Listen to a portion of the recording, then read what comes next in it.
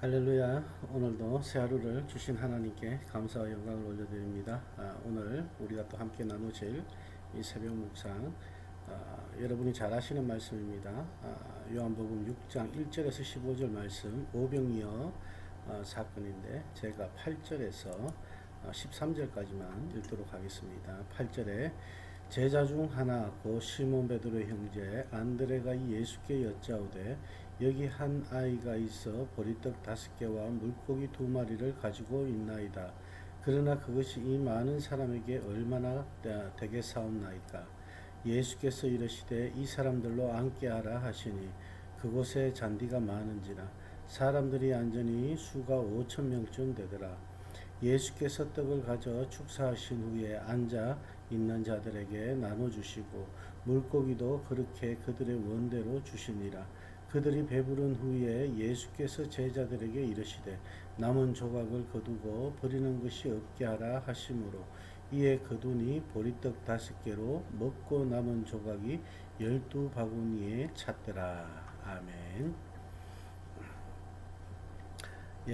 오늘 우리가 이 말씀을 함께 묵상을 하시겠는데, 먼저 이 6장 말씀은 보면은 이제 예수님께서 갈릴리에서 오병이어의 그런 놀라운 사건을 일으키는 그런 장입니다. 오늘 이 본문 말씀을 보면서 이것이 바로 네 번째 예수님께서 일으키신 기적이라는 것입니다. 그래서 큰 무리가 이제 예수님을 따르게 되었다라는 처음에 서두의 말씀을 우린 보게 됩니다. 이 말씀은 그들이 예수님께서 지금 행하고 계신 그런 표적들 때문에 예수님을 따르고 있다는 것이죠. 그러니까 원래 예수님을 믿고 따르는 자들이 아니라 그 표적이 이제 궁금하고, 그리고 또 자기도 그런 표적을, 기적을 경험하기 위해서 그 예수님을 따르고 있다는 것입니다. 오늘 여기 말씀에 보시면은 먼저 이 예수님께서 이제 큰 무리가 자기에게 오시는 것을 보시고 난 다음에 뭐라고 합니까? 빌립에게 우리가 어디서 떡을 사서 이 사람들을 먹이겠냐고 그렇게 이제 빌립에게 먼저 질문을 하십니다. 그러니까 이 빌립의 그 마음을 예수님께서 지금 보기를 원하시는 것이죠. 그래서 6절 말씀에 이 빌립에게 이렇게 질문하신 것은 빌립이 어떻게 하실지를 아시고 빌립을 시험하시고자 그렇게 하셨다라고 그렇게 말씀을 합니다. 그러니까 예수님께서 빌립에게 묻지 않고 그냥 기적을 일으키셔도 되는 문제거든요. 표적을 나타내셔도 되는데 이 예수님께서 이 빌립에게 물으시고 난 다음에 이 빌립의 대답을 지금 듣고 계신 것입니다. 그러니까 빌립이 대답하되 각 사람으로 조금씩 받게 할지라도 200데나리온의 떡이 부족합니다 라고 이제 그렇게 얘기를 합니다. 우리가 항상 이 성경 말씀을 볼 때 이 데나리온이 많이 나오는데, 데나리온은 이 당시에 한 사람이 하루 종일 일한 그런 품삯이라고 그렇게 여러분들이 보시면 되겠습니다. 그럼 200데나리온이면 200명의 사람이 하루 종일 돈을 벌어야지 그 돈을 구할 수 있다는 것이죠. 그러니까 빌립은 최대한 조금씩 주는 것으로 하여도 이만큼 참 많은 돈이 들 것이라는 것을 그렇게 이제 계산해서 예수님에게 그렇게 아뢰고 있는 것입니다. 근데 여기에서 우리가 중요한 것 하나를 놓치는 것이 바로 빌립이죠. 뭡니까? 계산보다 중요한 건 말씀에 대한 믿음이라는 것이죠. 예수님에 대한 그 믿음을 이 빌립이 놓치고 있다는 것입니다. 그래서 이어서 보면요, 제자 중 하나인 곧 시몬 베드로의 형제 안드레가 예수께 여짜오되, 자, 여기서 이제 빌립의 계산적이었던 빌립 뒤에 나오는 사람이 바로 안드레가 이제 나옵니다. 안드레가 예수님께 와서 뭐라고 합니까? 한 아이가 보리떡 5개와 물고기 2마리를 가지고 있나이다. 그러나 이것이 이 많은 사람들에게 얼마나 되겠습니까? 이렇게 이제 말합니다. 그러면 여기에서 보면은 안드레의 믿음이 있습니다. 그죠? 100%는 아닐지라도 예수님은 아마 이것 가지고 무엇을 하시긴 하실 수 있을 거야 하는 그 마음으로 가지고 온 거예요. 한 아이가 있어 보리떡 5개와 물고기 2마리를 가지고 있나이다. 그러나 이것이 이 많은 사람에게 얼마나 되겠습니까? 이렇게 얘기를 합니다. 그죠? 그러니까 이 말 속에는 예수님에 대한 기대를 가지고 있지만은 너무나 많은 사람이 있다는 것이죠. 이 많은 사람들을 어떻게 예수님도 하실 수 있으시겠습니까? 라는 그런 질문입니다. 이때 예수님께서 이 사람들로 이제 앉게 하라. 그리고 난 다음에 잔디밭에 이제 사람들이 쭉 앉았을 때 그 수가 5천 명쯤 되었다라고 이제 그렇게 말씀을 하시죠. 그리고 예수님께서 떡을 가지시고 축사하신 후에 이들에게 나눠주고 또 물고기도 그렇게 해서 그들이 원하는 대로 주라고 이렇게 말씀을 하고 있습니다.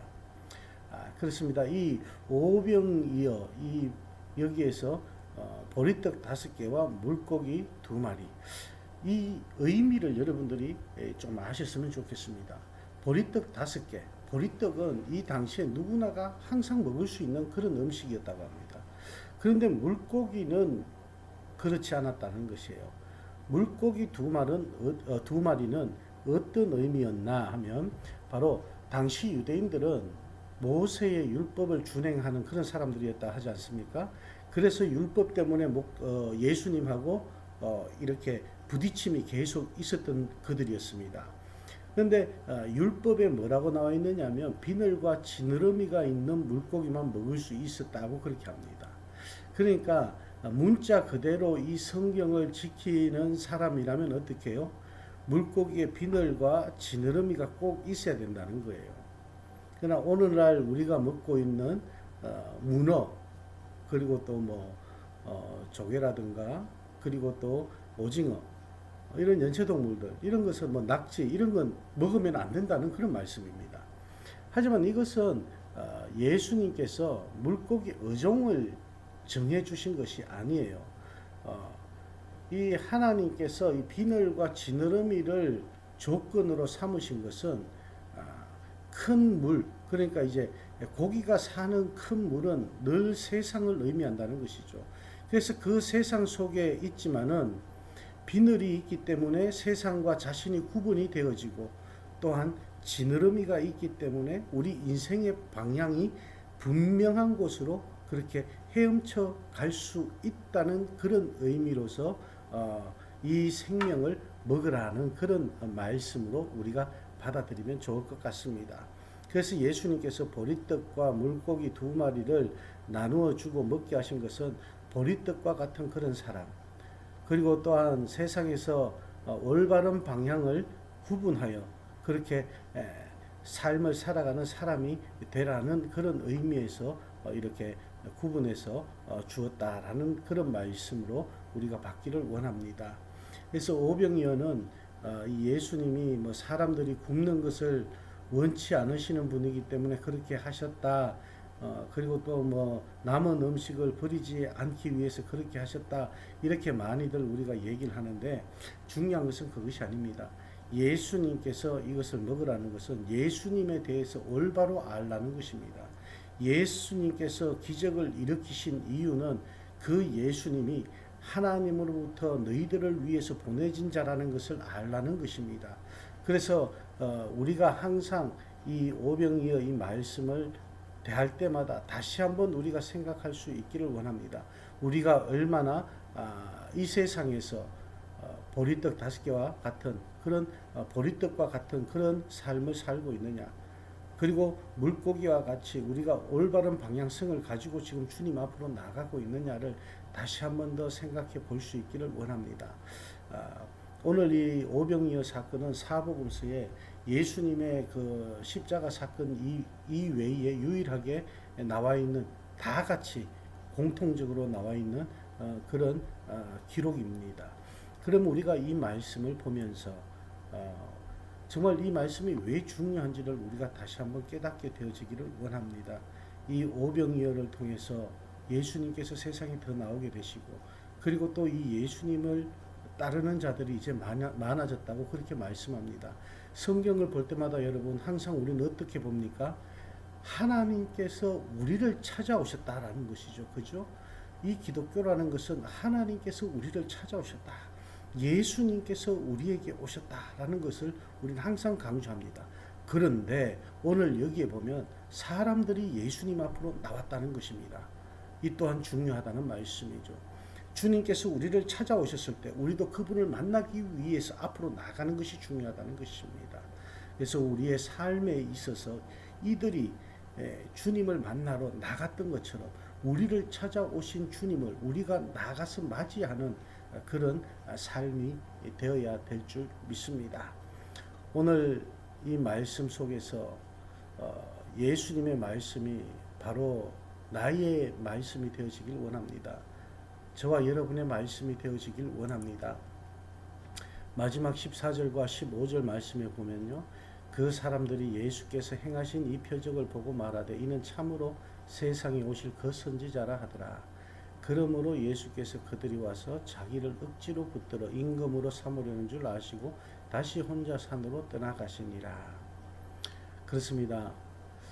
많은 사람들은 자신들의 왕을 기다렸습니다. 자신의 죄의 문제를 해결할 구원자를 기다리고 있었다는 말씀이죠. 예수님은 사람들에 의해서 살아가지 않고 사역 뒤에는 항상 다시 하나님을 만나는 시간을 그렇게 산에 올라가셔서 가지는 그런 모습을 봅니다. 많은 사람들은 이러한 예수님이 표적을 보고 그렇게 이제 따라가고 또 그 표적을 보고 난 다음에 그가 세상에 오실 선지자라고 그렇게 이제 말을 하고 믿게 되는 그런 모습을 봅니다. 저와 여러분 그리고 이 새벽 묵상을 함께 나누시는 우리 형제 자매님들은 그냥 정말 보지 않고 우리가 믿는 그런 믿음이 되어지길 원합니다. 그래서 하나님께서 우리를 향하신 그 뜻을 우리가 좀 더 구별할 수 있고 그리고 우리가 올바른 길을 또 갈 수 있기를 주님의 이름으로 축원합니다.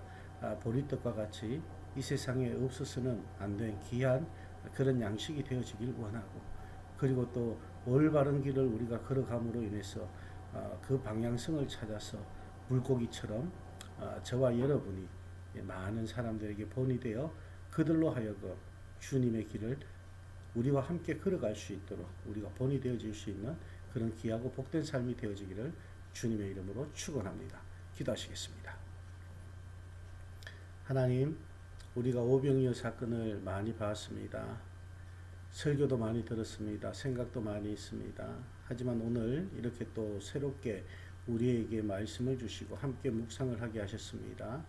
하나님, 우리가 주님을 올바로 알게 하여 주시고 표적을 보고 그 주님을 믿고 영접하는 자들이 아니라 말씀 가운데서 우리가 주님을 영접하고 믿고 나아가는 저희들 되게 하여 주시옵소서.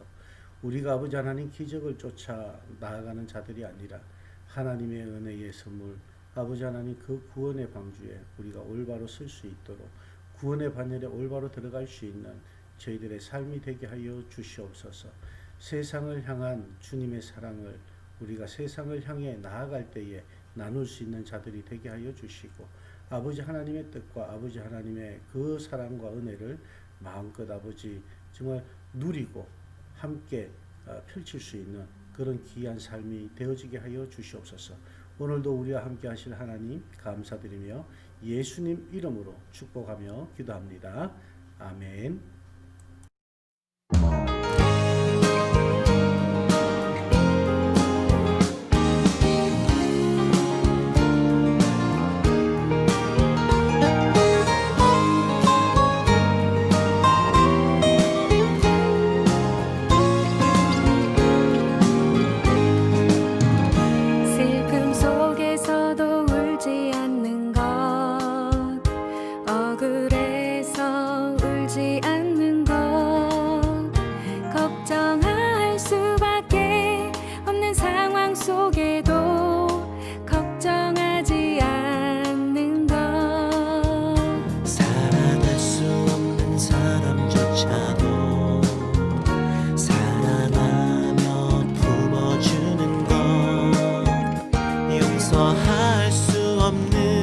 사람일지라도 용서하여 주는 것 어떠한 자기 주장도 버리고 오직 모든 것을 주님 뜻에 맡기며 내가 강한 것이 아니라 주가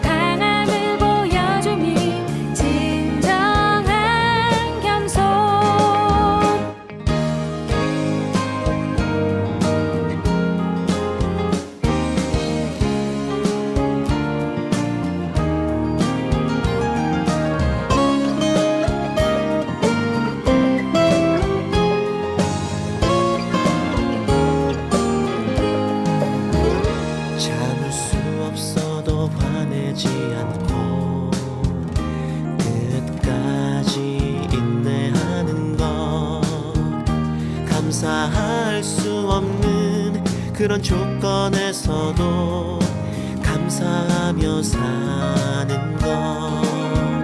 칭찬이나 비난 가운데서도 침묵하며 살아가는 것.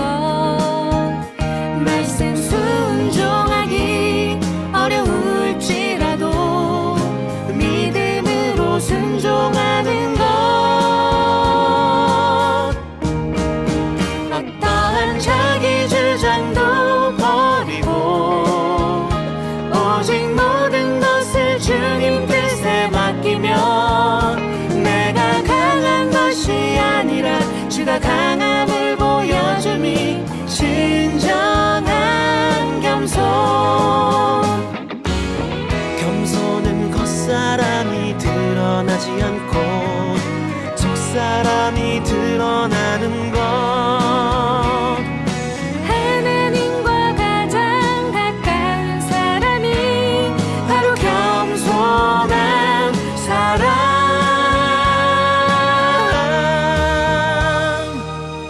어떠한 자기 주장도 버리고